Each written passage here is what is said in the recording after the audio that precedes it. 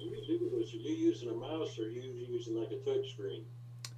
I'm using the laptop mouse for my lap. So my setup.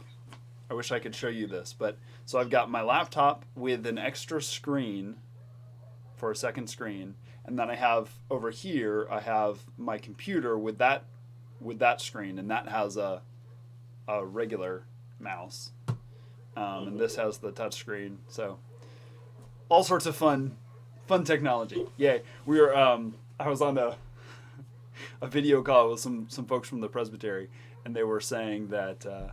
Or we were comparing number of monitors, and I actually did not win. That's for sure. So, anyways, welcome to Sunday school. It looks like we lost somebody over on there. Let me just double check and make sure. Oh, huh. Cancel. Wait, let me just make sure. Um, make sure I have. Oh, I know what I think is going on. There we go. Check, check, check. 1, 2. Yeah. Okay. And y'all can hear me, and this can hear Yeah. me. Great. Okay. Just making sure. All right. Welcome to Sunday School. Today we are continuing on in the wilderness as we are kind of going through the wilderness of this quarantine. So we are going to be picking up with Numbers chapter 20. We've got a couple folks who are live on the Google Hangout. We've got a couple folks who are live on YouTube. So if there's any questions or anything, break in and go ahead and type those in or ask those.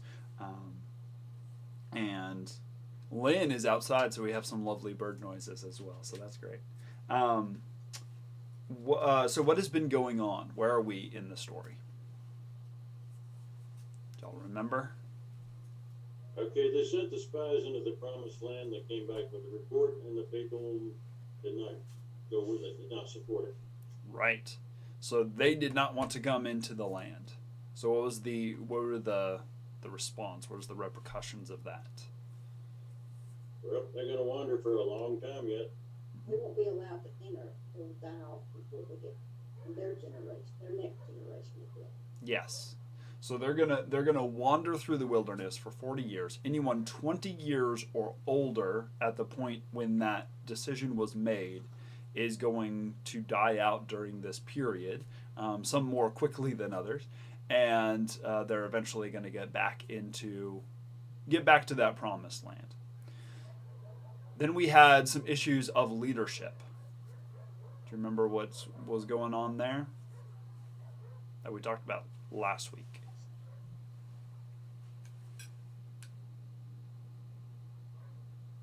We couldn't agree with them. Yeah, right. So there was again problems. There was a guy named Korba and his ilk, and they tried to basically take leadership, specifically of the priestly order, from Aaron. They were questioning his authority. They were questioning Moses' authority. So God kind of straightens that out, makes it very clear, especially Aaron. At this point, Aaron has clear authority. There was the budding rod. There was the fact that Korba and his other so-called priests were swallowed up when the earth opened up underneath all of their tents. So that was kind of a clear sign. And then we have sort of a renewal of establishment of this priestly order. There was some rules about worship. Why do we need to worship? Why do we need to gather together to remember that God is actually in charge, that God is worth something, that there's worthship there? And so that's where we are. So, chapter 20, we're going off into the wilderness, and we're going to have now we're seeing this generation passing away. So the Israelites, the whole congregation, came into the wilderness of Zin in the first month, and the people stayed at Kadesh. Miriam died there and was buried there. So we have present now a window. This one. All right. So we have the wilderness of Zin, which is right here. For those of you who are on the call, but I forgot that it doesn't work. All right. Wilderness of Zin is sort of southwest of the Holy Land.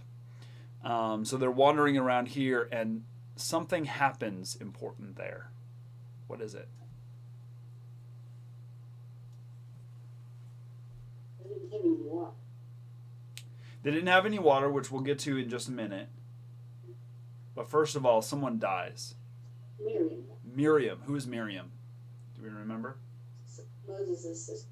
Yes, Moses' sister. So she's kind of this of this top group. She's probably the least important because she's a woman. Sorry, but that's kind of the way that things were. But she was one of those really important of that generation. She's definitely one of the leaders of this group, and she dies.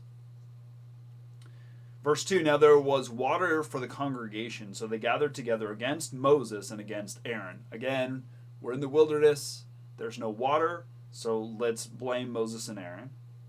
The people quarreled with Moses and said, would that we had died when our kindred died before the Lord. Why have you brought the assembly of the Lord into the wilderness for us and our livestock to die here?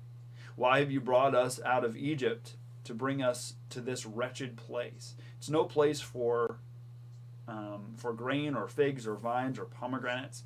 There's no water to drink. Then Moses and Aaron went away from the assembly to the entrance of the tent of meeting. They fell on their faces, and the glory of the Lord appeared to them.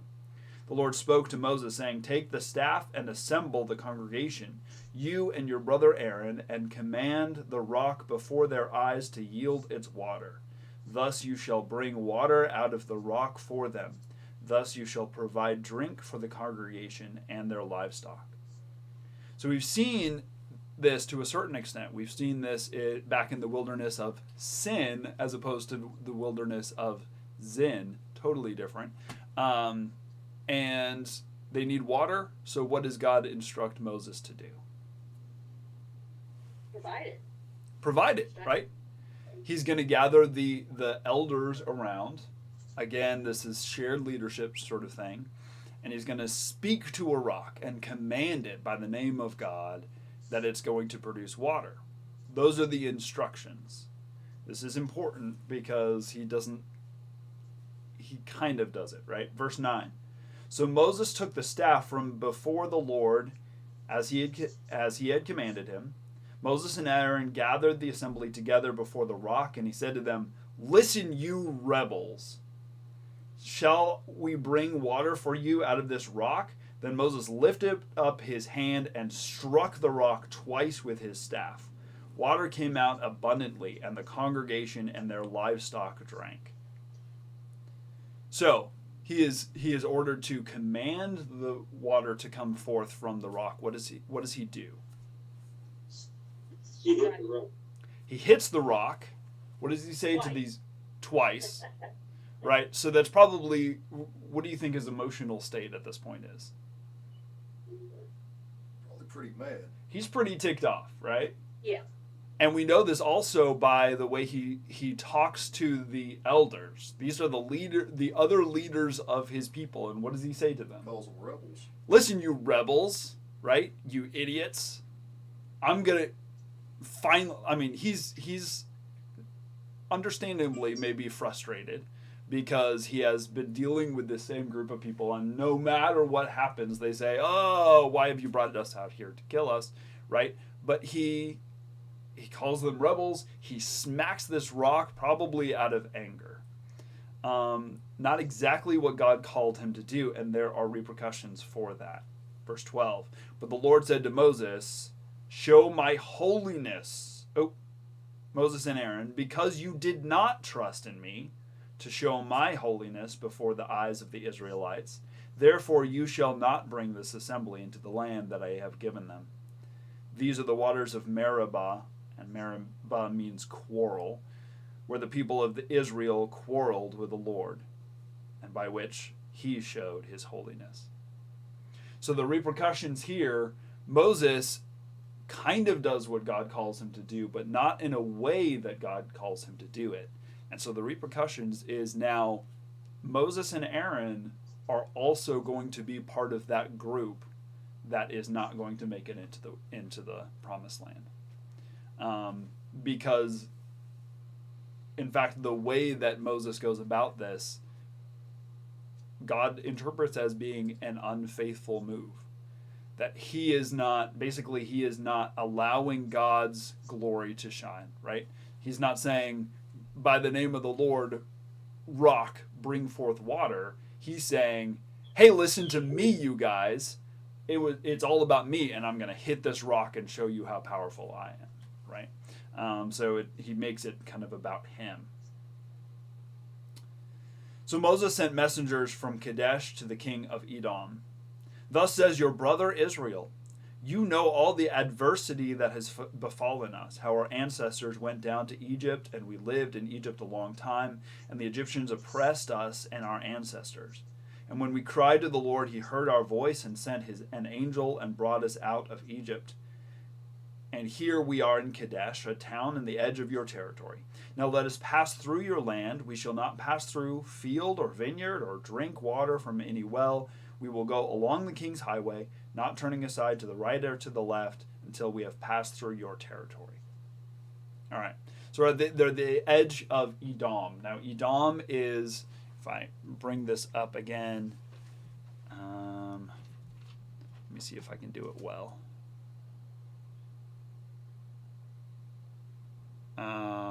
A window. There we go. Pushing the right buttons. Share, and then also if I pull it up here, then our YouTube friends can see it as well. So Edom is this land here. Folks live, do you see this as well? Yes. Okay, cool. So Edom is this sort of sovereign nation south of Moab. This is the land of Canaan up here. So this is a country of Edom. We may remember, probably not because this is kind of a deep cut. Oh, I need to take that off. Edom is actually kind of their cousins. Edom came from Edom means red, so it's actually the descendants of Esau. So there was Jacob and Esau, right? Jacob is renamed Israel. Esau, to a certain extent, was renamed Edom. And so these are kind of relations to them. They're sort of their cousin nation. And they say, we would like to go through your land. You've heard all the stuff that we've been through, right? We have not had it easy. We're trying to get into the promised land. It's not working out right now. Would you let us go through your land? We're not going to have any problems with you. We're not going to eat into your stuff. We're not going to mess with your stuff. Can we go through your land? Verse 18, but Edom said to him, you shall not pass through, or we will come out with sword against you. Is that a warm welcome? No. The Israelites said to him, we will stay on the highway, and if we drink your water, we and our livestock, and then we'll pay for it. It is only a small matter, just let us pass through on foot. But he, the king of Edom, said, you shall not pass through, and Edom came out against them with a large force, heavily armed. Thus Edom refused to give Israel passage through their territory, so Israel turned away from them.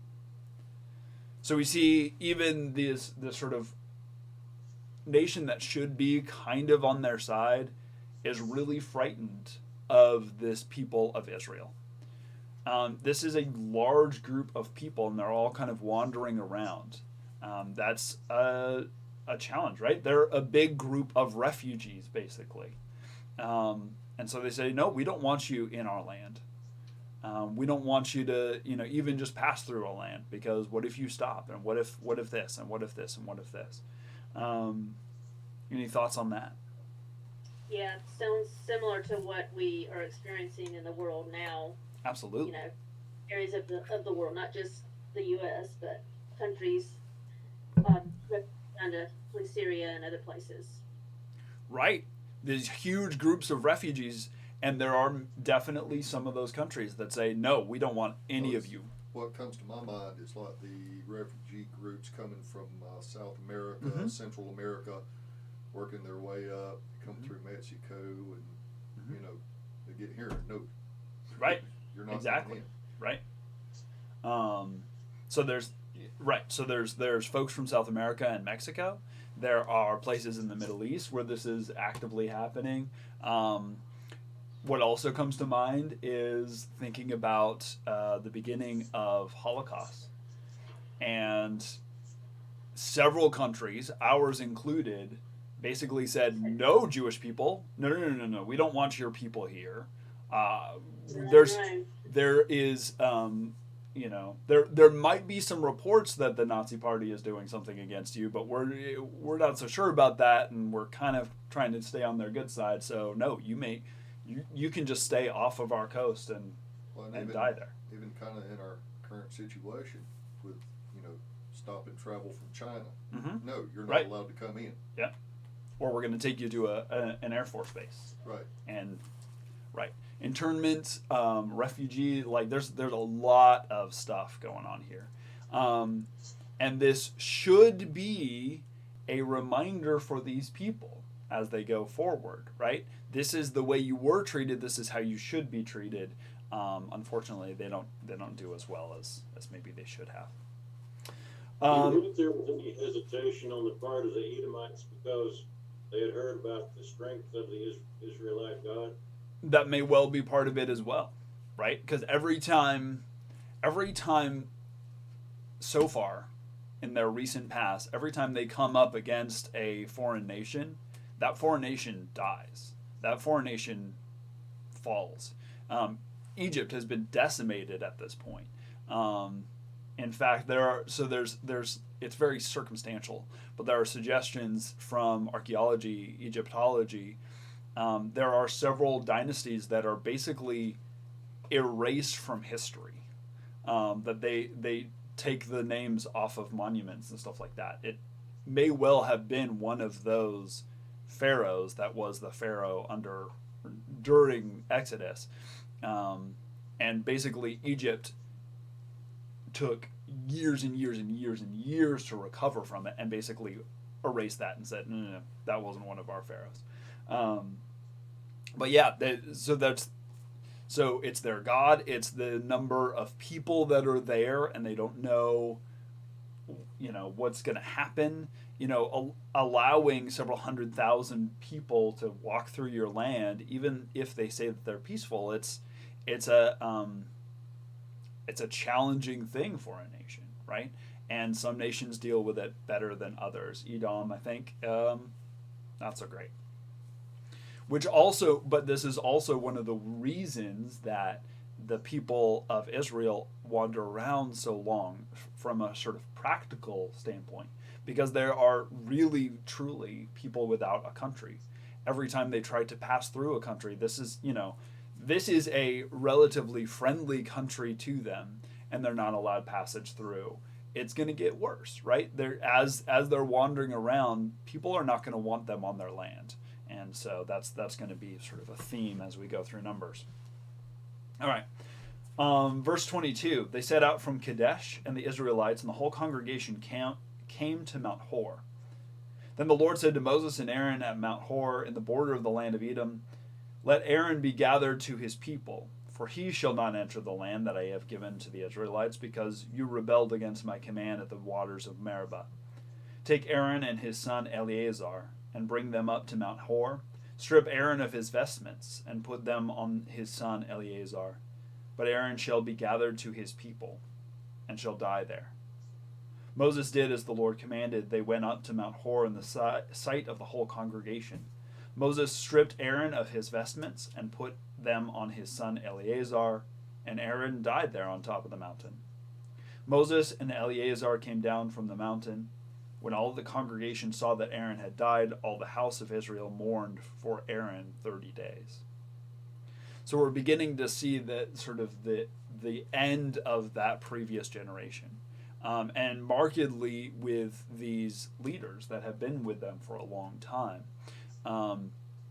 there is a very, very clear passing of this authority as high priest from Aaron to Eleazar.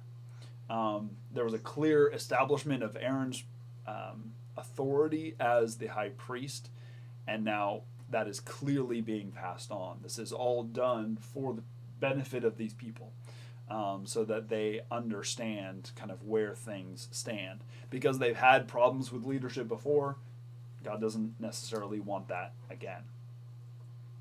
Then we get into chapter 21, and this is one that is kind of more familiar, maybe. So when the Canaanite, the king of Arad, who lived in the Negev, heard that Israel was coming by way of Atharim, he fought against Israel and took some of them captive. So again, we have another nation who's not so happy about these people. He comes against them, and this time he succeeds, right? He takes several of them captive. Then Israel made a vow to the Lord and said, "If you will indeed give this people into our hands, then we will utterly destroy their towns." So a vow, especially Old Testament standards, is they make a solemn sort of promise to God by the name of Yahweh, as Yahweh lives. If you let us destroy these people, we'll completely destroy them. The Lord listened to the voice of the Israelites and handed over the Canaanites, and they utterly destroyed them and their towns, so the place was called Hormah, and Hormah means destruction. From Mount Hor, they set out by way to the Red Sea, to go around the land of Edom, but the people became impatient on the way. The people spoke against God and against Moses. "Why have you brought us up out of Egypt to die in the wilderness? For there is no food and no water, and we detest this miserable food." Sound familiar? Right? The refrain is always, "Why have you brought us into the wilderness?" Then the Lord sent poisonous serpents among the people, and they bit the people so that many Israelites died. The people came to Moses and said, "We have sinned by speaking against the Lord and against you. Pray to the Lord and take away the serpents from us." So Moses prayed for the people, and the Lord said to Moses, "Make a poisonous serpent and set it on a pole, and everyone who is bitten shall look at it and live." So Moses made a serpent of bronze and put it on a pole, and whenever a serpent bit someone, that person would look at the serpent of bronze and live. So maybe we've heard about this. Certainly we have seen this symbol before. Anyone know where this symbol is seen? The doctors, medical person. Yeah, the medical profession has taken on this symbol of a serpent on a pole, or sometimes it's even a cross. A bronze serpent that's put up there. Why would there be such a thing? Why would, first of all in the story, what is God really actually asking them to do here? Look up to him. Look up to him, right? Again, it's one of those things that does not make sense logically. Okay, there's a bronze serpent, you just look at it and now you're cured. That doesn't make sense. But the purpose is they are to have faith and trust in God. And God gives them, because they've had a hard time with sort of believing a God who is invisible. Okay, I'm going to give you this symbol. This symbol is going to point its way to me. You look at this bronze serpent, and it will remind you that God is providing safety and providence and protection for you. And by that faith, they are saved. Jesus brings up this story, right? He says, just as the serpent was lifted up in the wilderness, so the Son of Man will be lifted up. That we might look to this symbol. Many of us, we wear crosses. There are crosses behind me on the wall, right? We look at this symbol not as, like it's a sacred thing. In fact, it's a terrible, ugly thing, right? But it is that way by which we see God's salvation.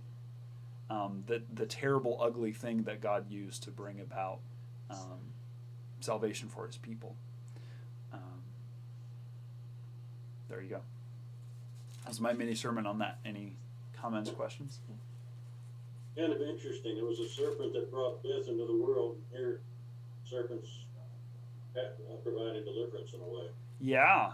Well, like, That's a really interesting sort of connection and illusion that so the serpent being the one that brought that suggested sinning, and yeah, it's the serpent, and it's serpents that are the things that are brought against them, right?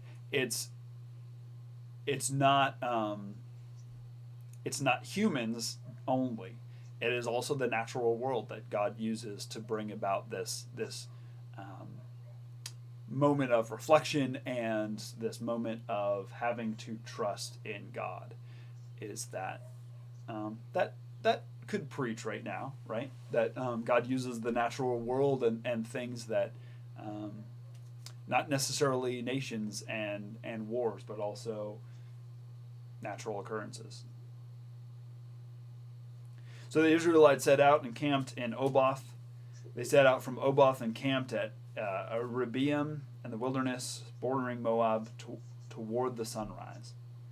From there they set out and camped in the Wadi Zered, for they were set out and they camped on the other side of the Aaron, blah, blah, blah, blah, blah. All right. Two pretty big things. We're going to skip forward to verse 21. It's still in chapter 21. Then Israel sent messengers to King Shihon of the Amorites, saying, "Let us pass through your land. We will not turn aside from field or vineyard. We will not drink the water of any well. We will go by the king's highway until we have passed through your territory." Sound familiar, right? There's this sort of envoy, this emissary, this ambassador. Why don't you let us through? But Shihon would not allow Israel to pass through his territory. Shihon gathered all his people together, and they went out against Israel to the wilderness. He came to Jahaz and fought against Israel. Israel put him to the sword and took possession of his land from Arnon to Jabbok, as far as the Ammonites, from the boundary of the Ammonites for the boundary of the Ammonites was strong. Israel took all of these towns, and Israel settled in all of the towns of the Amorites, the Heshbon, and in its villages. For Heshbon was the city of King Sihon of the Amorites, who had fought against the former king of Moab and captured all of his land as far as Arnon. Therefore the ballad singers say, "Come to Heshbon, let it be built, let the city of Shihon be established. For fire came out of the Heshbon, flame from the city of Sihon. It devoured Ar of Moab, and swallowed up the heights of the Arnon. Woe to you, O Moab! You are undone, O people of Chemosh. He has made his sons fugitives, and his daughters captives. To the Amorite king Sihon, to his posterity perished from Heshbon to Didon. We laid waste until fire spread to Medeba. Thus Israel settled in the land of the Amorites. Moses sent out spies to Jazer, and they captured its villages and dispossessed the Amorites who were there. King Shihon and the next king that we'll talk about, King Og, these are both very important. We will see them, or we might see them several times through the histories. We see these sort of victories and the Psalms. It's a very big sort of moral victory, because these are larger kingdoms that sort of come against Israel and they are defeated. Verse 33, then they turned and went up the road to Bashan. The king Og of Bashan came out against them and all his people to battle at Edrei. But the Lord said to Moses, "Do not be afraid of him, for I have given him into your hand with all his people and all his land. You shall do to him as you did to King Shihon of the Amorites, who ruled in Heshbon." So they killed him, the sons, and all his people until there was no survivors left, and they took possession of the land. So they now have a sort of beachhead in the land. They have cities and towns. Again, the note of they are invading and they are taking over land and they are killing people, and that is a little bit troubling. But this is the history that we are given here. The important part, however, is that they are trusting in God. That's our assumption given everything that we have seen. They are trusting in God. They say they trust that God is going to provide victory over these large, very large armies, these trained armies that are rival. Probably these armies certainly are bigger than the armies of Israel, and they are better trained and they are warlike and all these sorts of things. God is giving, just like God gives healing that doesn't necessarily make sense from looking at a bronze serpent. God is giving military victory over these kings. Again, these two kings, they become sort of emblematic of God's providence, God's giving victory to God's people. So how do you think these kings around are feeling about these people? You know, where you're looking at, these are earthly kings. Right. They are standing up against a heavenly king. Mm-hmm. He, of course, is going to overpower. Once I had seen that, if I were one of the earthly kings, once I had seen this happen a couple of times, I would have probably been saying, come on through. Right. They're going to have a different perspective on that. Maybe they're going to let them through. They're certainly going to give them a little bit of a wide berth.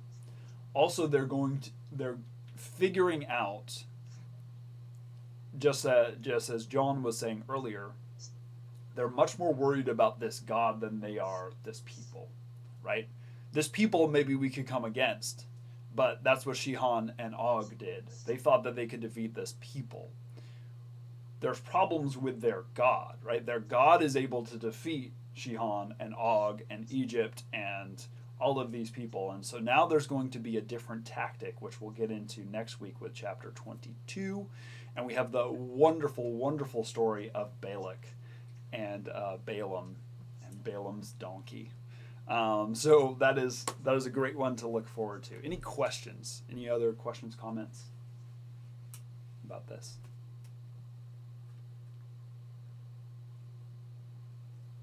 Great. Good lesson. Thank you. Let's go ahead and finish in prayer. Lord God, thank you for this day. Thank you for the chance to gather together in this way. Lord God, we ask that you give us faith, to trust that you will provide for us, that you will keep us safe, that you have greater plans in the things that we come against, whether nations or viruses or anything. Lord, it's easy to grumble. Help us. Help us trust in you as individuals, as families, as a church, as a nation, as a world. Call us to greater faith through adversity. Help us to learn the lessons that we need to learn in this time. Give us greater faith and understanding. We pray all these things in the name of Jesus Christ, our Lord. Amen. All right. Thank you so much for joining us today. Join us next week for more Sunday School. Join us in a little bit for worship as we gather together live on YouTube. If you have any questions or comments or prayer requests or anything like that. Also might want to let them know that there won't be any fellowship. No fellowship time. Today. Thank you. No fellowship time after service today because we have a session meeting. But we'll have a fellowship time on Wednesday evening again. So thanks for joining us today, and we will see you next time. Bye. Oop, got to push this button over here. And I'll see y'all a little bit later. Okay. Left the meeting. Want to keep that. And it does not need. That's one. Oh, we do want to.